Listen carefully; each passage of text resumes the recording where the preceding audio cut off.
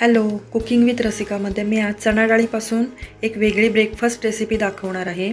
त्यासाठी मी पाऊण वाटी चणा डाळ घेतली आहे। ती पाण्यामध्ये रात्रभर भिजत ठेवून सकाळी ती स्वच्छ धुवून निथळून मिक्सरमध्ये जाडसर वाटून घेणार आहे।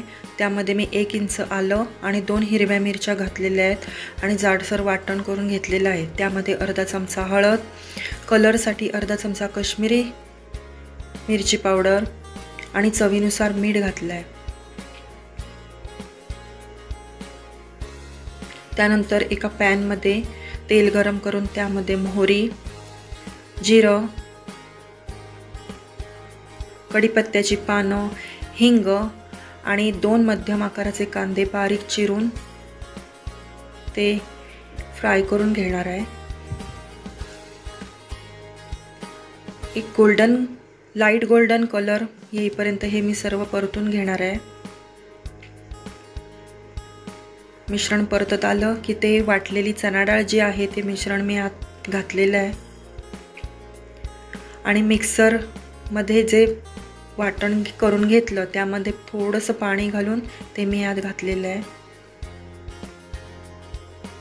त्यानंतर चांगलं ढवळून घ्यायचं आहे की जेणेकरून त्यामध्ये कोणतीच गुठळी राहता नये आणि मध्ये झाकण ठेवून त्याला वाफ पण आणायची आहे की जेणेकरून चण्याचं पीठ शिजलं जावं, कच्चं राहू नये। 2 मिनिटं वाफ झाली की मी पुन्हा ढवळून घेतलेला आहे। तर तुम्ही बघू शकता आता हा कोरडा होत आलेला आहे।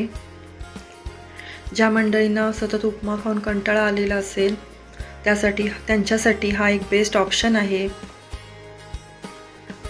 तुम्ही नक्की एकदा ट्राय करून पहा ही डिश आणि मला कमेंटमध्ये नक्की सांगा। तुम्ही यामध्ये लिंबाचा रसही ॲड करू शकता, पण तो ऑप्शनल आहे, तुम्ही नंतरही वरून देऊ शकता। त्यानंतर मी कोथिंबीर घालून एकदा फिरवून घेतलेलं आहे। त्यानंतर प्लेटमध्ये वरून ओलं खोबरं आणि कोथिंबीरीने सजवून ब्रेकफास्ट तयार आहे। तर चला पुन्हा भेटू एका नवीन रेसिपीसह। नमस्कार।